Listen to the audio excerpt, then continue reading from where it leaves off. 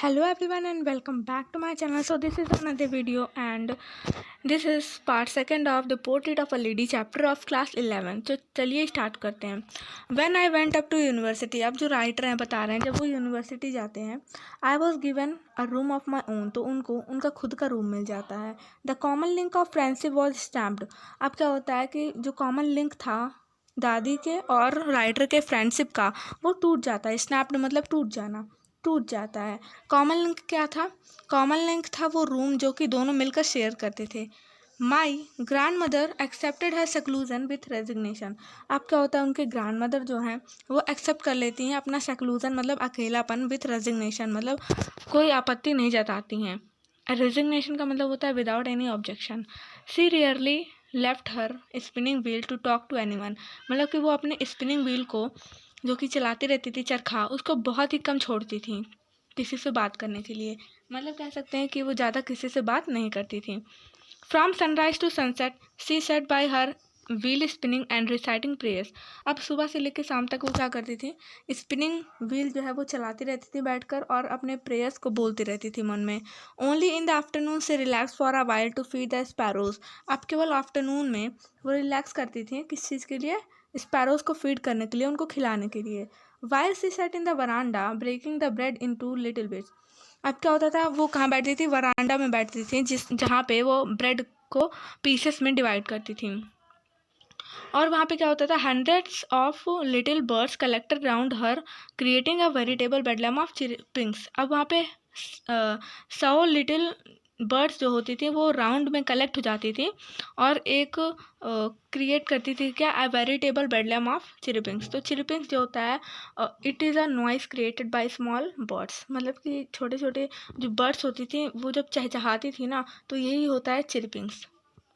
तो ये जब वो लोग कलेक्टिव एक साथ जब करती थी यही चीज़ तो ये इससे एक नॉइस क्रिएट होता था और यही यहाँ पे बताया गया है अ वेरिटेबल बेडलैम ऑफ चिरपिंग्स. ठीक है. Some came and perched on her leg. कुछ आती थी और उनके पैरों पर बैठ जाती थी.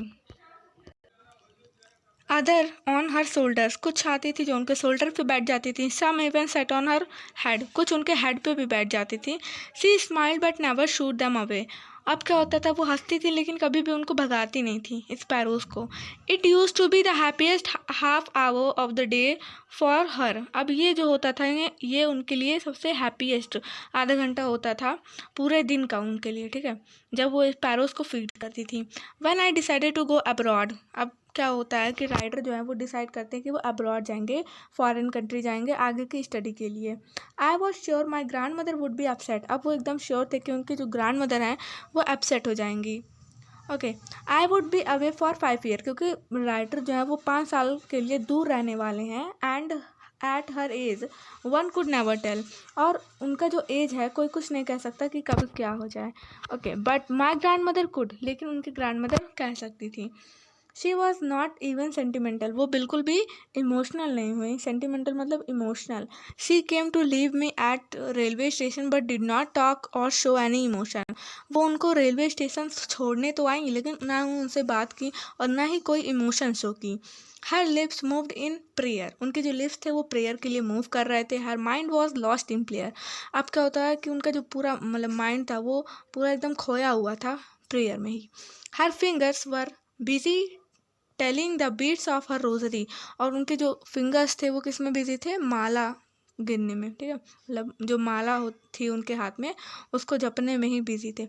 Silently she kissed my forehead. अब क्या होता है साइलेंटली मतलब कि कह सकते हैं एकदम शांति से वो क्या करती हैं जो राइटर हैं उनके फोरहेड पर किस करती हैं. And when I left I cherished the moist imprint as perhaps the last sign of physical contact between अस.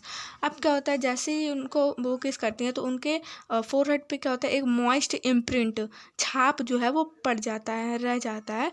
और ऐसा उन्होंने कहा राइटर ने कि ये जो छाप था ये लास्ट साइन था फिजिकल कांटेक्ट का राइटर और उनके ग्रैंड मदर के बीच. क्योंकि वो सोच रहे थे ऐसा कि हो सकता है कि 5 साल बाद क्या हो मैं अपने ग्रैंड मदर से ना मिलूँ. Okay.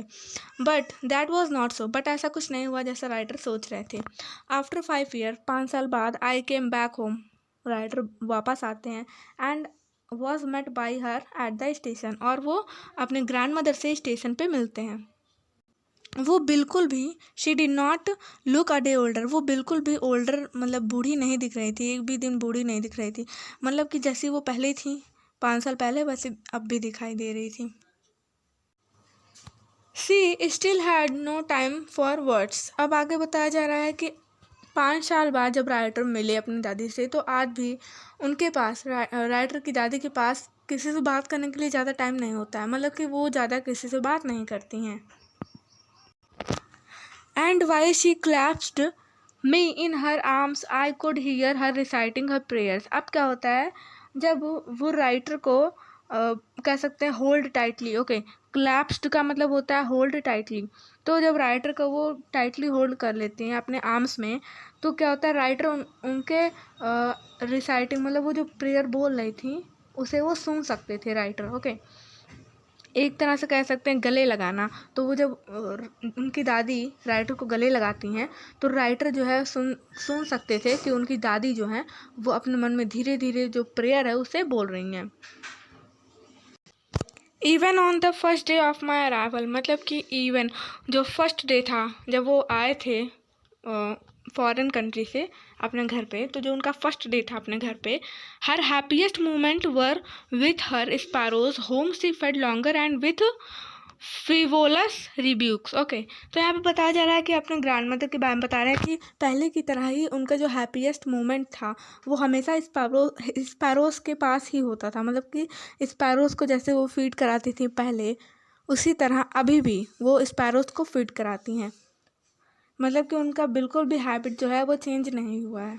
And with frivolous रिब्यूक्स, frivolous रिब्यूक्स का मतलब होता है कि अगर हम किसी को डांटते हैं, स्कोल्डिंग इन सिली मैनर, मतलब डांटते तो हैं लेकिन सीरियसली नहीं डांटते हैं, उनको प्यार से डांटते हैं तो उसे बोलते हैं फ्रिवोलस रिब्यूक्स। उनको मतलब डांटती तो थी लेकिन स्पैरोज को वो सीरियसली नहीं डांटती थी।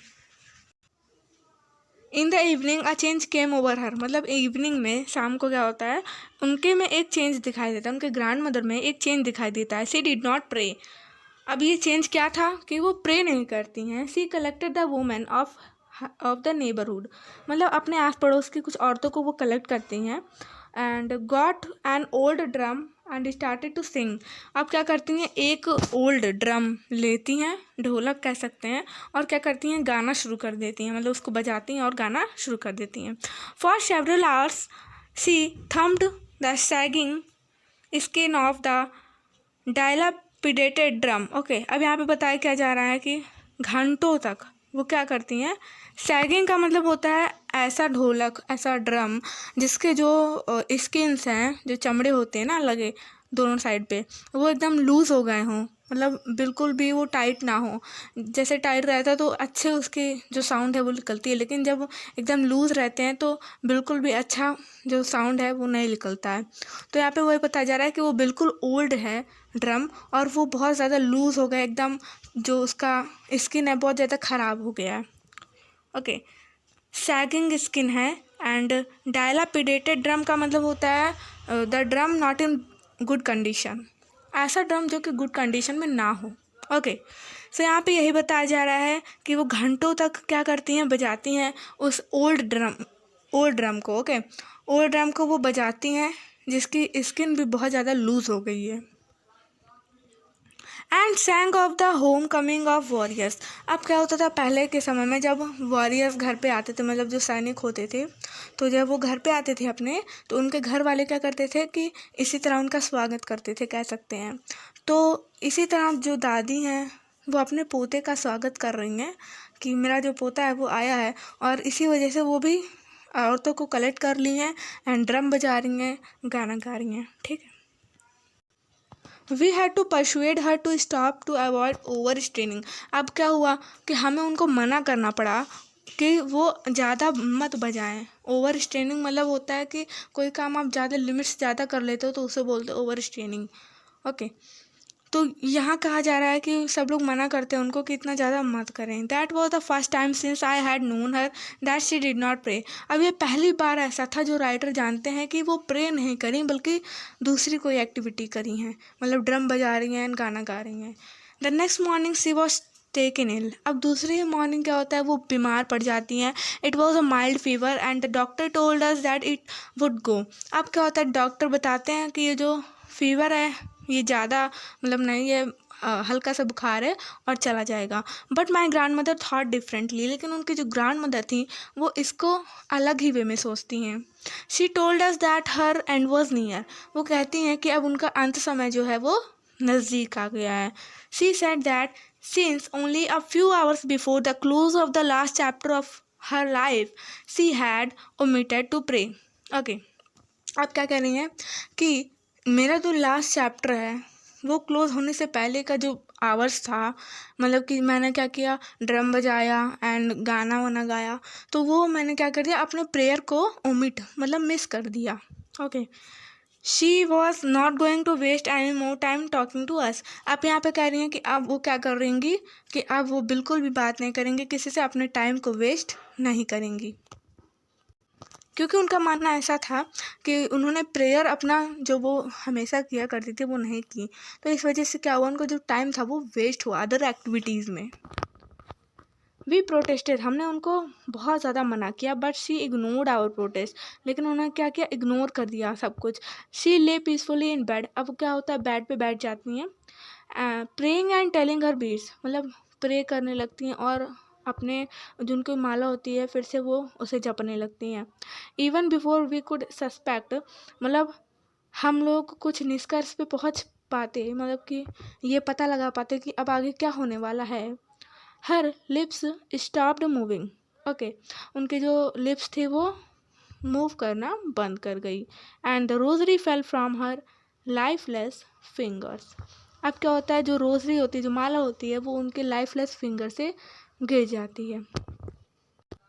A peaceful pallor spread on her face and we knew that she was dead. अब क्या होता है, एक पीसफुल, एक शांति भरा पैलर, मतलब कि एकदम पीलापन जो है उनके फेस पे पूरा फैल जाता है और हम समझ जाते हैं कि अब वो डेड हो चुकी हैं। We lifted her off the bed and as is customary. अब हम क्या करते हैं, उनको बेड से उठाते हैं और जैसा कि कस्टम में है, जैसा कि ट्रेडिशन है, laid her on the ground, उनको ग्राउंड पे लिटाते हैं and covered her with a red shroud. और उनको किससे कवर करते हैं, लाल श्राउड। श्राउड क्या होता है, श्राउड एक कपड़ा होता है जो कि डेड पर्सन को लपेटने के लिए यूज़ किया जाता है। ओके, सो रेड श्राउड से उनको लपेटते हैं। After a few hours of mourning we left her alone to make arrangements for her funeral. अब क्या होता है, कुछ घंटे बाद, माउंडरिंग का मतलब होता है कि मौन मौन होकर वो क्या कर रहे थे, अपने दुख को जो है प्रकट कर रहे थे। तो उस जो उनका मौन कह सकते हैं, मौन होने का जो समय था, उसके कुछ घंटे बाद हम लोग क्या करते हैं, उनको अलोन छोड़ देते हैं अकेला, और हम लोग क्या करने लगते हैं, फ्यूनरल मतलब जो उनको आखिरी जो भी है प्रैक्टिस कह सकते हैं, कस्टम है कि उनको जलाना है। ओके, तो उस सब का हम तैयारी करने लगते हैं, बता रहे writer. In the evening we went to her room with a crude stretcher to make her to be cremated. अब इवनिंग में क्या होता है, वो सब लोग उनके रूम में जाते हैं with a crude stretcher. Stretcher मतलब क्रूड स्ट्रेचर एक तरह से कह सकते हैं आप, लकड़ी का एक पटरा टाइप का जिस पे वो उनको लिटाते। ओके, सो क्रीमेटेड, यहाँ पे एक वर्ड आया है, क्रीमेटेड का मतलब होता है बॉडी को बर्न करने के लिए, मतलब जो डेड बॉडी थी उसको बर्न करने के लिए वो जो बॉडी है उनकी, उसको एक लकड़ी के पटरे पे, ओके, क्रूड स्ट्रेचर पे, जो कि लकड़ी का पटरा होता है, उस पे लिटा देते हैं और उनको उनके रूम से ले जाते हैं। Okay, the sun was setting. अब क्या होता है, जो सन है वो भी सेट होने वाला रहता है, मतलब कि सूर्यास्त होने वाला रहता है। And had lit her room and veranda with a blaze of golden light. अब क्या होता है, उनके रूम में, पूरे वरांडा में एक जो कह सकते हैं सन की जो रोशनी होती है, मतलब शाम जब सूरज ढलने वाला रहता है तो एक तरह की जो प्रकाश है वो आ रही होती है वरांडा और उनके कमरे में, जो कि एकदम चमकीली कह सकते हैं लाइट होती है। ब्लेज का मतलब होता है a very large burning fire. Okay, we stopped halfway in the courtyard. अब क्या होता है, हम अब जो वरांडा होता है ना, वो उसी वरांडा में मतलब आधे रास्ते जाते हैं लेकिन रुक जाते हैं। क्यों रुक जाते हैं, चलिए देखते हैं। All over the veranda and in her room right up to where she lay dead and stiff wrapped in the red shroud thousands of sparrows sat scattered on the floor। मतलब कि पूरे वरांडा में और उनके रूम में, okay, जहाँ पे उनको लिटाया गया था और रैप करके रखा गया था, मतलब उनको लपेट के रखा गया था रेड शाउट में, वहाँ पे थाउजेंड्स ऑफ स्पैरोज जो हैं वो बैठ जाती हैं और पूरी फैल जाती हैं। स्कैटर मतलब फैल जाना, फ्लोर पे फैल जाती हैं। Okay, there was no chirpings. अब वहाँ पे कोई भी चहचहाने की आवाज़ नहीं आती है। We felt sorry for the birds and my mother fetched some bread for them.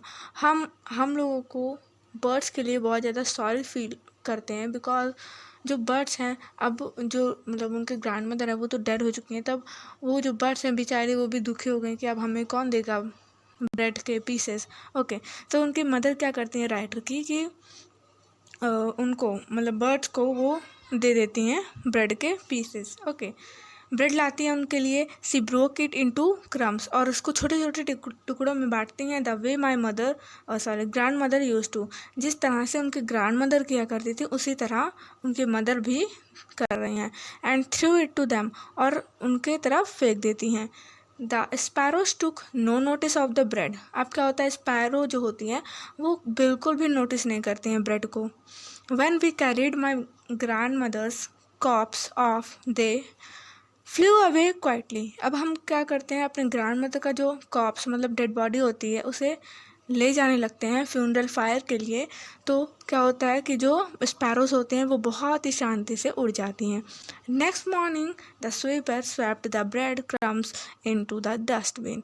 अब दूसरे ही सुबह क्या होता है कि जो स्वीपर होता है वो ब्रेड क्रम्स जो होते हैं उसको डस्टबिन में डाल देता है, बिकॉज जो स्पैरोज आई होती हैं वो बिल्कुल भी उसे टच तक नहीं करती हैं। ओके, सो इस तरह से हम कह सकते हैं कि वो भी इस चीज़ को फील कर सकती थी कि अब जो उन्हें खिलाती थी ग्रैंड मदर अब वो नहीं है। ओके, सो अब मोरल क्या है इस स्टोरी का कि ह्यूमन्स ही नहीं एनिमल्स भी फील कर सकते हैं। ओके, मतलब कि अगर हम उनके साथ अच्छा व्यवहार करें तो वो भी हमारी केयर करते हैं। ओके, जिस तरह से आप जानते हैं कि ग्रैंड मदर थी तो वो लोग खाते थे, बट उनके जाने के बाद उन्होंने उसको टच भी नहीं किया। इसका मतलब ये है कि उनके ना होने की कमी वो भी महसूस कर सकते हैं। ओके, सो हमें भी जानवरों से बहुत ही अच्छे से बिहेव करना चाहिए। मीन्स कि केवल स्टोरी पढ़ लेने से ही हमारे कह सकते हैं अच्छे नंबर तो मिल सकते हैं स्टोरी पढ़ने से, बट जो एक्चुअली में रियल लाइफ में हम इसको कहाँ इम्प्लीमेंट कर सकते हैं वो हमें जानना ज़रूरी है। ओके, सो अगर आपको टाइम मिले तो कम से कम थोड़ा सा पानी और थोड़ा सा कह सकते हैं चावल स्पैरोज या फिर कोई भी बर्ड हो, ओके, उनके लिए ज़रूर रखें। ऐसा नहीं है कि केवल एक ही पक्षी के लिए, जो भी मतलब आए वो वहाँ से क्या करे अपना जो भी जिसको पानी पीना हो स्पेशली गर्मियों में। ओके, तो आई होप कि आपको ये सब कुछ समझ में आ गया।